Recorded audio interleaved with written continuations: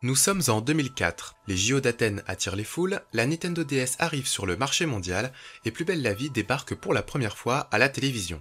Mais en parallèle de tous ces événements, un contenu inédit va être publié par un utilisateur dénommé Super Yoshi. Ce contenu est une vidéo d'un tout nouveau concept qui sera appelé par la suite YouTube Poop. Il faudra attendre 3 ans avant que ces YouTube Poop ne s'exportent en France. Rapidement, ce format va prendre de l'ampleur et début des années 2010, certains commenceront à se faire un nom comme Je fais chier les gens, Ranger Spatial, 1, 2, 3 Lunatique et bien d'autres. Dans les années qui suivent, les YTP continueront à gagner en visibilité avec de nouvelles vidéos plus qualitatives et captant de plus en plus de monde. L'évolution était fluide et paraissait presque aller de soi. Et pourtant, à aujourd'hui, cette ascension semble bien terminée. Le public boude ces vidéos étranges et survoltées, les nouvelles têtes peinent à émerger et la quantité de contenu disponible grandit de moins en moins vite. Comment en sommes-nous arrivés là? Est-ce que cette trajectoire descendante de la YTP était-elle prévisible? Est-ce qu'une mauvaise passe temporaire avant que la YouTube Poop ne fasse son grand comeback? Ou est-ce que cette tendance va être durable? La YouTube Poop est-elle en danger? La YouTube Poop va-t-elle mourir? C'est ce que nous allons voir dès maintenant.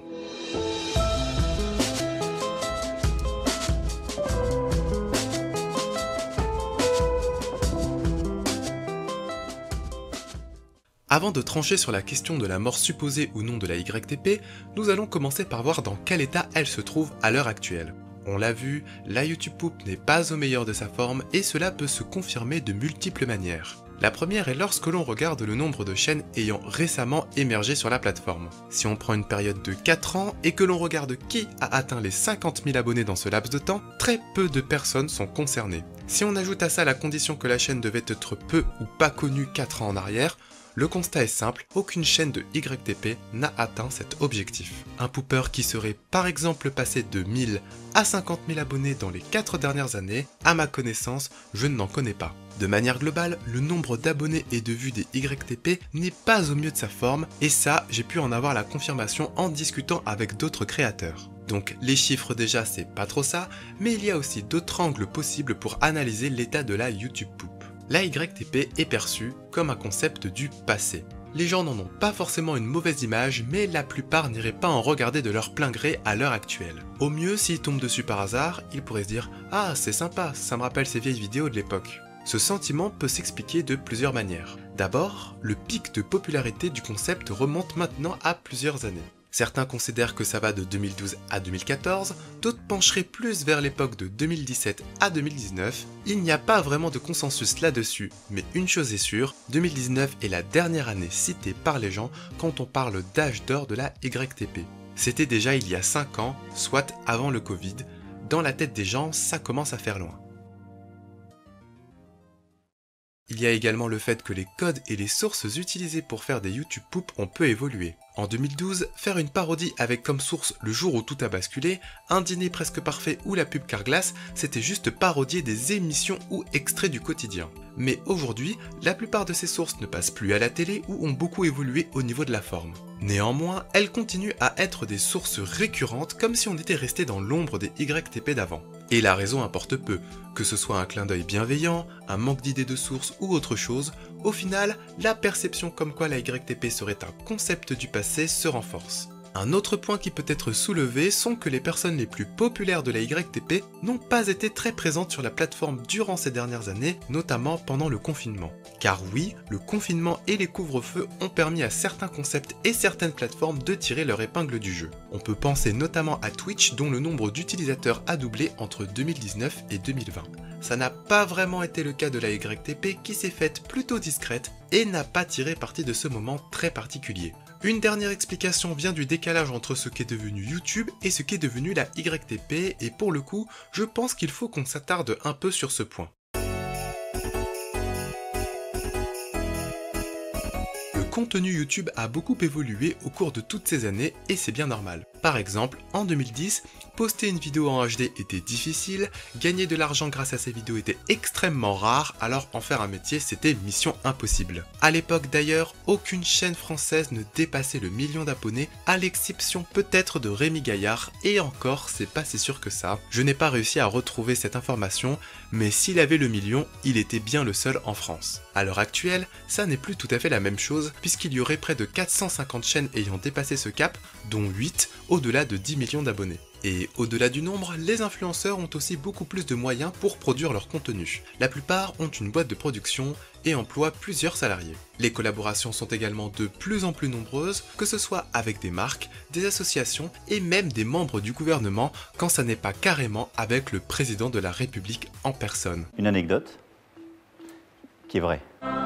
Si on cumule tout ça avec l'accessibilité des technologies vidéo au fil des années, ça fait que le contenu s'est énormément professionnalisé, et ça, c'est valable pour toutes les chaînes, y compris les nouvelles ou les moins connues. D'ailleurs, ceux qui font du contenu vidéo depuis très longtemps et qui sont encore sur le devant de la scène YouTube ont dû eux aussi franchir le pas. On peut penser à Joueur du Grenier qui a commencé à poster ses vidéos en 480p avec un son qui sature partiellement et qui aujourd'hui a du matos de pointe, des locaux, une équipe, etc. etc.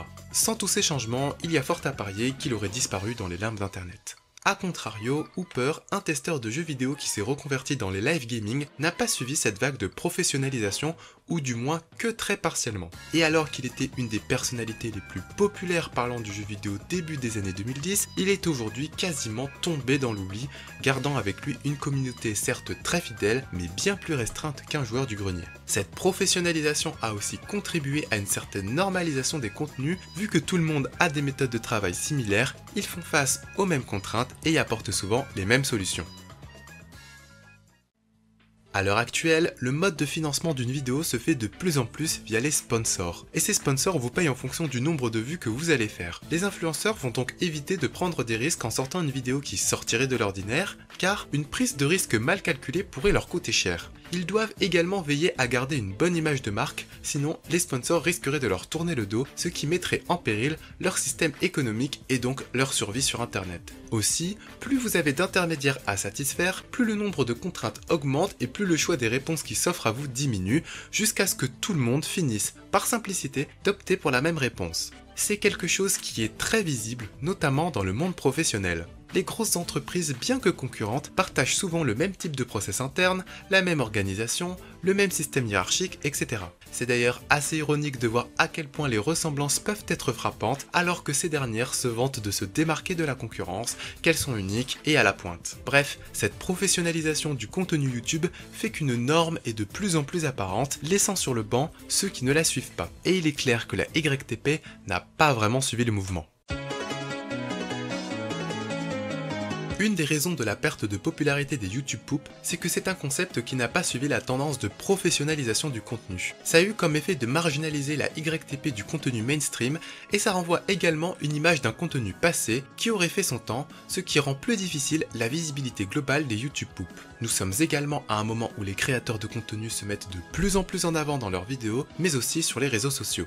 Là-dessus, les poopers sont en décalage de la tendance en ne se mettant pas ou très peu en avant. Pour la plupart, vous ne connaissez ni leur visage, ni même leur voix.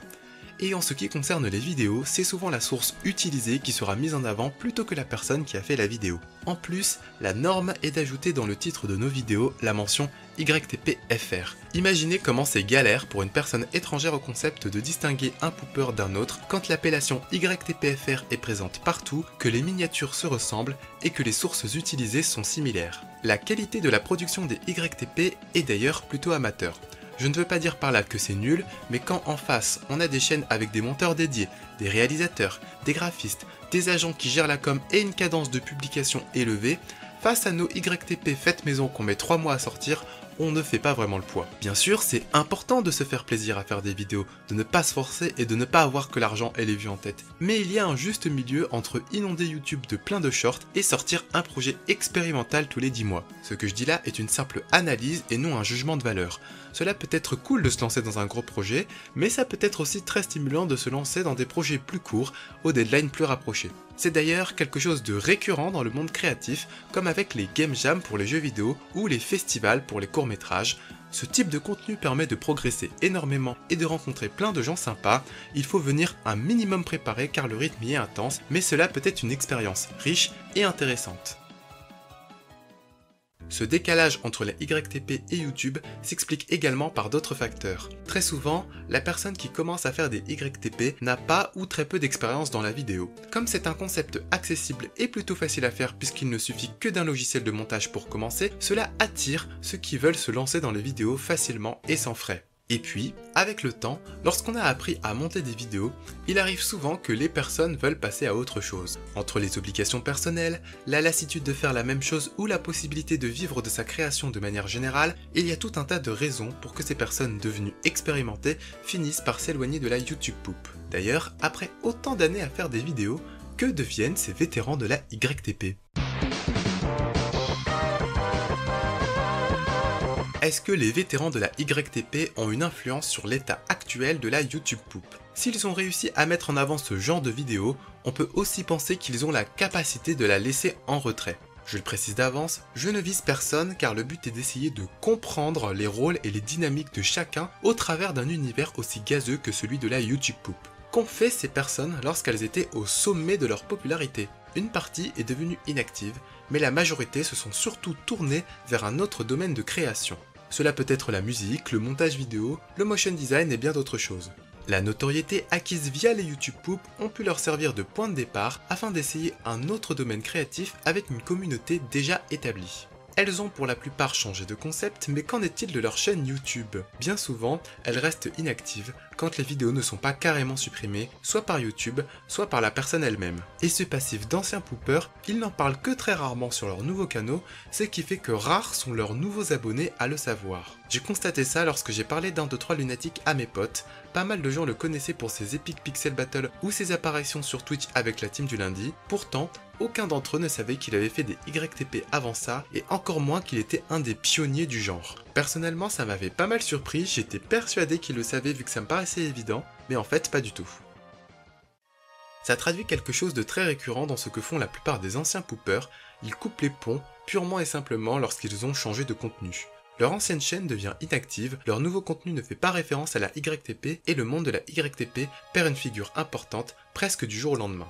Ça laisse un vide dans la communauté, un moment de flottement où le monde de la YTP semble tourner au ralenti à la suite d'un départ d'un ancien qui a laissé plein de vidéos super sympas mais qui aura arrêté d'en faire aussi net qu'il avait commencé. Et tous ces pionniers qui partent ne sont pas remplacés du jour au lendemain.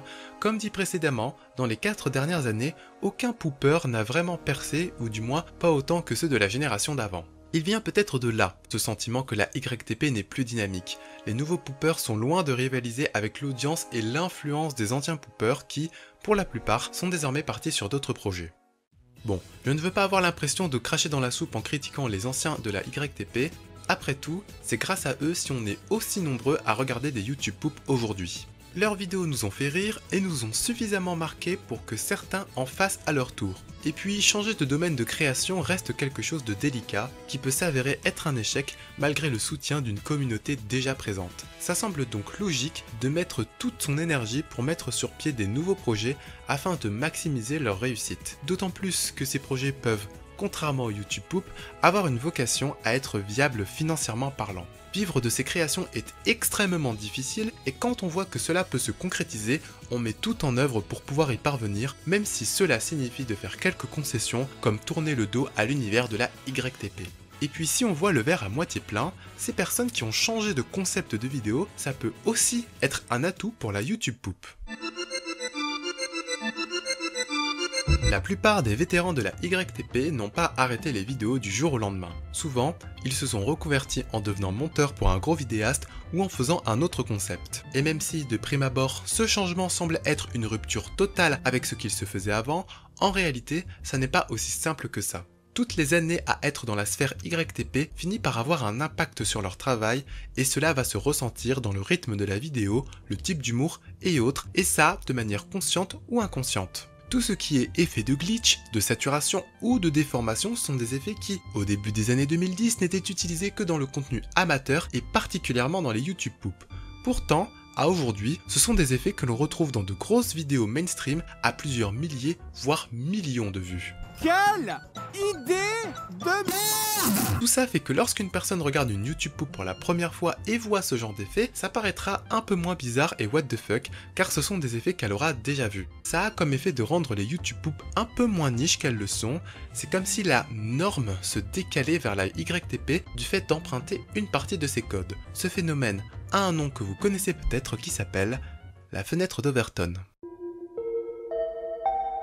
Alors, qu'est-ce que la fenêtre d'Overton? C'est un concept qui désigne le fait qu'il y a des idées ou opinions qui sont considérées comme acceptables ou non dans la société. Les opinions jugées raisonnables sont comprises dans un certain périmètre que l'on va appeler une fenêtre. A contrario, les idées perçues comme extrêmes seront en dehors du périmètre, donc en dehors de cette fenêtre. C'est un concept principalement utilisé en politique mais qui peut s'appliquer à d'autres domaines, et cette fenêtre a une particularité, elle peut se déplacer.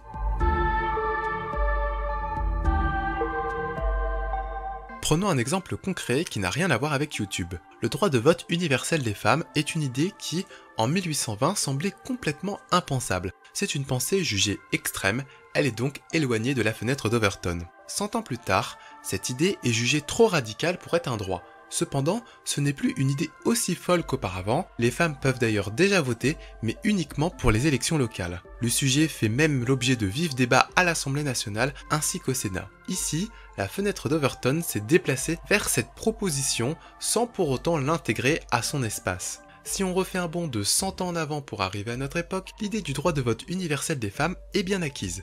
Cette opinion est maintenant comprise dans la fenêtre d'Overton. On observe comment à travers les époques, cette revendication est passée de l'absurde à radical pour finir par aller de soi. Et cela s'est fait à travers une multitude d'événements étalés sur une très longue période. Alors pourquoi je vous dis tout ça? Eh bien parce qu'on peut appliquer ce concept de la fenêtre d'Overton à YouTube. Car si on considère que cette fenêtre représente du contenu mainstream et que ce qui est à l'extérieur serait du contenu de niche, selon moi, la YTP se trouverait par ici. Et le fait que les reconvertis de la YouTube Poop produisent du contenu mainstream mais avec une partie des codes de la YTP contribue à les vulgariser et donc à décaler légèrement cette fenêtre d'Overton.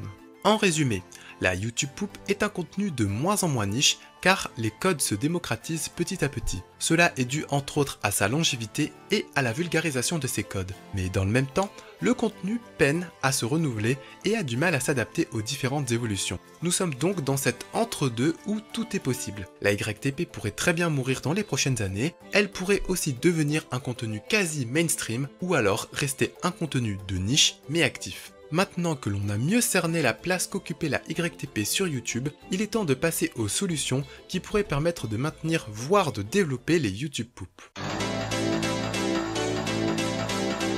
Alors, qu'est-ce qu'on peut faire pour que le milieu de la YTP se porte mieux?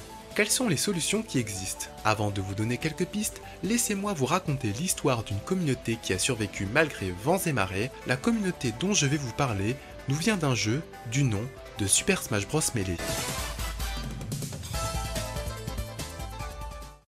Ce jeu de combat est sorti en 2001 sur la GameCube et malgré son âge, sa communauté e-sport reste très active. Qu'ont bien pu faire les joueurs de Smash Bros pour que leur jeu ne soit pas oublié à tout jamais? Bon, déjà le jeu à la base est vachement cool, forcément ça aide mais ça ne suffit pas à endurer l'épreuve du temps. Des jeux géniaux qui ont été oubliés en 20 ans, c'est pas ce qui manque. La plus-value de Melee ne vient pas du jeu lui-même, mais bien de sa communauté et des outils mis en place pour faire vivre le jeu au travers de sa communauté. D'abord, il y a eu la création d'associations qui a permis d'avoir des espaces de jeu pour pouvoir jouer à Melee en local. Puis rapidement, s'en sont suivis des petits tournois réguliers et, avec le temps, certains tournois plus importants ont vu le jour. Ces dispositifs ne sont possibles que s'il y a des bénévoles actifs afin de gérer les inscriptions, le matériel, le déroulement du tournoi, la trésorerie de l'assaut, etc., etc. Et si Super Smash Bros Melee a réussi à organiser des tournois réunissant des milliers de personnes, c'est aussi parce que pendant des années, des volontaires étaient prêts à donner un coup de main bénévolement. Avoir une communauté, c'est cool, mais en avoir une active, voire proactive, c'est peut-être ce qui a fait la différence sur le long terme. D'autant plus que cette proactivité, les joueurs de Melee s'en sont servis pour bien d'autres domaines que l'organisation de tournois. Car, en plus des tournois, des tonnes de tutoriels d'abord écrits puis vidéos ont été produits afin d'apprendre tout et n'importe quoi sur le jeu, de la base du jeu aux combos les plus difficiles, vous avez vraiment tout ce qu'il vous faut pour apprendre à tout niveau. Il y a aussi toutes les données que les joueurs ont collectées durant des années afin d'avoir le maximum d'informations sur ce jeu. Par exemple, chaque coup de personnage a été répertorié, les hitbox ont été rendus visibles, la vitesse de lancement du coup ou de recovery du coup a été listée. Bref, c'est un travail titanesque qui a été réalisé à une époque où il n'y avait pas de boîtier d'acquisition pour record le jeu. À côté de ça, des tier lists étaient également mises à jour afin de savoir quels étaient les personnages considérés comme les plus forts du jeu. Et puis, il y a tout le contenu additionnel créé par la communauté, incluant par exemple les mods. Certains l'ont été pour le fun, d'autres implémentaient un mode entraînement et les plus déter ont carrément créé un mode online. Si tout ça vous intéresse, je vous conseille de regarder les 5 vidéos sur les dieux de mêlée faites par Bronol. Il vous racontera l'histoire de ce jeu au travers de ces 5 personnes iconiques pour cette communauté. Énormément d'outils ont été mis à disposition des joueurs afin que la communauté puisse se développer. Mais en plus de ça, la variété des domaines autour du jeu fait que n'importe qui pouvait filer un coup de main en fonction de ses préférences et de ses compétences. Entre créer un tuto, faire une tier list, gérer les inscriptions d'un tournoi, prêter une console, faire du cast, créer des mods, il y en a vraiment pour tous les goûts. Finalement, Super Smash Bros Melee deviendrait presque un prétexte pour rencontrer des personnes lors d'événements, de tournois, d'échanges ou de créations. La force de la communauté de Melee, c'est que si le jeu disparaissait du jour au lendemain, il resterait toujours une toile de personnes en contact pour faire des trucs. Et cela a été possible car la quantité de trucs qui a été créée autour du jeu est juste incroyable et se suffit à elle-même. Si on en revient maintenant à la YouTube Poop, on pourrait imaginer tout un tas d'outils permettant de développer la YTP. Au niveau de l'accessibilité, on pourrait avoir tout un tas de tutoriels allant de l'explication de base d'un logiciel jusqu'à la réalisation d'effets complexes. On pourrait aussi penser à créer une base de données avec tout un tas d'effets sonores, visuels, green screen et sources propres à la YouTube Poop centralisées sur un serveur Discord par exemple et redirigeant vers des liens externes sécurisés. On peut également vouloir élargir le public de la YouTube Poop. Je pense par exemple aux spectatrices qui sont peu nombreuses à visionner des YTP alors qu'il n'y a pas de raison particulière à cela. Les poops sont juste de l'humour débile et absurde. Et ne me dites pas que c'est impossible, la chaîne Les Revues du Monde a réussi à faire une excellente vidéo sur la Première Guerre mondiale avec un montage de YouTube Poop. Ben oui, tous les hommes ou presque sont envoyés au front pour se battre et mourir. Et ceux qui par chance ne meurent pas reviennent dans un état cubique. Le cubisme ayant été précisément popularisé quelques années plus tôt par des peintres comme Picasso. Et cette inspiration, elle l'a clairement mentionné lorsqu'elle a sorti sa vidéo sur Twitter. Ça n'est d'ailleurs pas la seule à combiner YTP avec un autre sujet, Chronomusic a eu la même démarche en mixant YTP et musique. J'en ai marre, je me sens triste, je me sens comme si j'étais dépressif, je me sens comme si j'étais à Rungis, je me sens comme Obélix, sauf que je suis pas Obélix, je me sens comme si j'avais mis ma vie dans la neige. On peut citer aussi les Let's Play and Poop qui cumulent jeux vidéo et YouTube Poop. Voilà. Oh, le retour de ce bruit de merde. Ah, la clé. Parfait. On est à l'aise pour l'instant. Mademoiselle Madeline, je vous prie de continuer de me suivre de près. Mais t'es chiant! Afin de dynamiser la communauté, on pourrait aussi organiser des collabs avec une récurrence dans le temps ou dans les thèmes. Ça a super bien marché avec les MMF ou les Morsay Math Festival. Rien ne nous empêche de nous inspirer de ce modèle et de l'adapter. Inventer des poop jams sur le modèle des festivals vidéo où il faudrait faire une YouTube poop en un temps donné avec un thème défini à l'avance, avoir des moments de partage où des jeunes poopers envoient une vidéo à une personne plus expérimentée pour qu'il l'analyse et donne des conseils pour pouvoir progresser, une sorte de coaching de la YouTube Poop, si c'est bien fait, ça peut être super fun et instructif. Et pourquoi pas faire des live Twitch, voire des événements IRL. Et même pour ceux qui ne créent pas de contenu, liker les vidéos, partager les créateurs et laisser des commentaires encourageants ou constructifs font partie des choses que vous pouvez faire sans forcément devenir pooper ou poopeuse. Bref, tout est encore à inventer ou à peaufiner, et même si se lancer peut faire peur, je suis sûr qu'au bout du compte, on peut réussir à faire de la YouTube Poop quelque chose dont on pourra être fier. Et pour ça, il va falloir s'organiser pour créer nous-mêmes un nouvel élan à la YouTube Poop. Comme vu plus tôt, tout reste à faire et chaque personne motivée sera la bienvenue. On a tous nos points forts et nos points faibles, et c'est en étant une communauté organisée que l'on pourra avancer. Certains pourraient être amenés à se demander pourquoi ils devraient faire ça. Pourquoi s'investir? Pourquoi faire des efforts? Alors bien que vous soyez de grandes personnes et que vous faites ce que vous voulez, je voudrais quand même vous poser une question. Et si les YTP s'arrêtaient demain?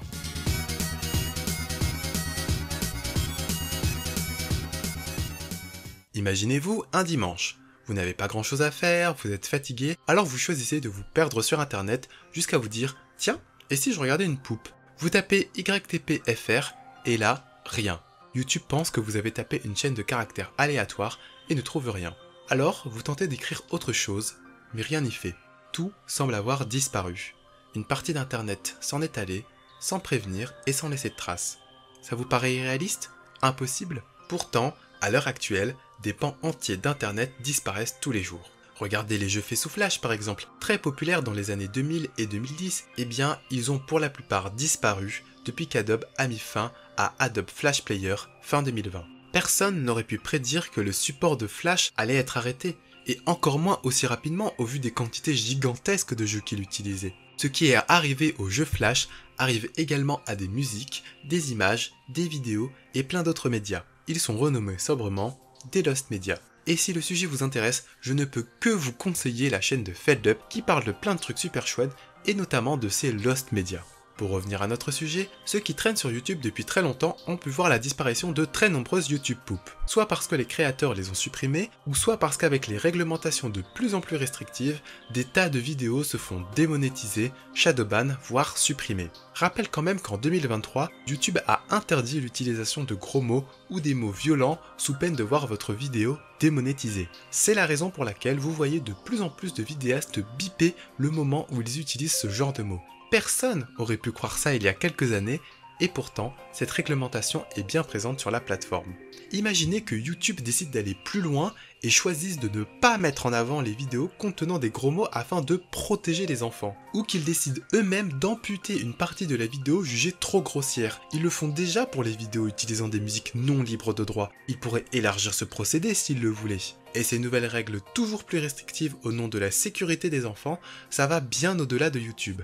Actuellement, on a des pays qui commencent à interdire certains sites internet. TikTok par exemple. Eh bien les États-Unis ont juste banni l'application, purement et simplement. En France, TikTok a déjà été temporairement indisponible en Nouvelle-Calédonie/Kanaki suite aux révoltes qui sont survenues en mai 2024. Et un peu avant, en 2023, Emmanuel Macron suggérait même de bloquer tous les réseaux sociaux lors d'épisodes de violence urbaine. Et aux petits malins qui se disent qu'il y a moyen de tout contourner avec les VPN, il faut savoir que l'Assemblée nationale a déjà évoqué l'idée de les interdire. La proposition avait finalement été retirée, mais rien ne nous dit qu'elle ne sera pas de nouveau sur le tapis. YouTube sera amené à de multiples évolutions dans le futur. Et si certaines futures seront sûrement très cool, d'autres en revanche font penser qu'on assiste à un glissement de la plateforme vers quelque chose de plus restrictif, de plus autoritaire, avec plus de censure, voire d'autocensure. Ce glissement va avoir un premier impact clair, qui est une diminution, voire une disparition de certains concepts. Là-dessus, il paraît évident que ce sont les concepts amateurs qui vont trinquer le plus. Mais ce glissement a aussi un second effet plus pervers, car à force de ne plus être exposé à certains contenus, les rares fois où on les verra, ils nous paraîtront beaucoup plus étranges, bizarres, hors norme qu'ils ne l'étaient auparavant. Comme si ils avaient été sortis de la norme, comme si ils étaient sortis de la fenêtre d'Overton. Ce qu'il se passe actuellement, c'est ni plus ni moins la fenêtre d'Overton qui se déplace. Elle laisse derrière elle les contenus qui utilisent des musiques déjà existantes, des contenus moins cadrés, plus grossiers, bref, souvent plus amateurs. Tout ça laisse de la place à des contenus plus professionnels, où les musiques sont composées, où le ton est maîtrisé, où les process sont bien rodés, bref, ça fait la place à un YouTube professionnalisé qui tend à ressembler à la télévision. On ne sait pas jusqu'où peuvent aller ces changements sur la plateforme. Est-ce qu'elle va s'arrêter aux gros mots dans les vidéos, ou va-t-elle aller bien plus loin? On le saura quand on y sera. Toute cette parenthèse n'a pas pour but d'être fataliste, bien au contraire, il faut tout faire pour que le pire scénario n'arrive pas. Et plus on est nombreux, organisés et visibles, et plus ce scénario s'éloignera. Je voudrais vraiment rappeler que sur internet comme dans la vie, rien n'est jamais acquis. Ce qui peut paraître normal aujourd'hui pourrait ne plus l'être d'ici 10 ans. Et plutôt que d'attendre d'être au bord du gouffre que tout se casse la gueule avant d'agir, je pense qu'il est important de prendre les devants. De mon côté, j'essaye de mettre en application une partie de ce dont je viens de vous parler. Car, en plus des YTP, j'ai fait 2 vidéos tutoriels pour commencer à faire des YTP, j'ai fait une tier list humoristique dont l'objectif réel était de partager des petites chaînes faisant des YouTube poop. Les sources de mes YTP sont variées parce que d'abord j'aime ça, mais aussi parce que je tente de rendre un poil plus accessible les YTP. Exemple, Une personne qui se serait perdue dans les vidéos de l'école Stanislas pourrait être amenée à cliquer sur ma YTP du même nom et bien aimer le concept. Tout comme une personne qui aime la streameuse Nathalie serait tentée de cliquer sur une YouTube Poop faite sur elle, surtout après que cette dernière l'ait partagée sur Twitter. Merci encore à elle d'ailleurs. Si on veut faire bouger la fenêtre d'Overton vers la YTP, il va falloir être sur tous les fronts, car je n'ai pas envie que YouTube se transforme en télé 2.0 en termes de contenu, et je sais que je ne suis pas le seul. Alors pour ça, il faut s'organiser. Créer du contenu, former les nouveaux à la YouTube Poop, faire des événements, des collabs avec d'autres communautés, toute idée est bonne à prendre. Et même si YouTube nous met des bâtons dans les roues, si on est assez fort, on peut faire bouger les choses en notre faveur, tout comme la petite communauté de Smash Bros Melee a fait bouger le mastodonte qu'est Nintendo. Rien n'est acquis, rien n'est écrit, tout reste à faire. Alors, finalement, est-ce que la YouTube Poop va mourir? Au fond, ce n'est pas si important. Ce qui compte, c'est ce qu'on va faire avant que la YouTube Poop ne meure. Toutes les personnes rencontrées, tous les projets finalisés, tout le plaisir à créer et à partager nos créations avec les autres. Parce que le plus important n'est pas la destination, mais le voyage, faisons en sorte de rendre ce voyage le plus long et le plus amusant pour un maximum de monde.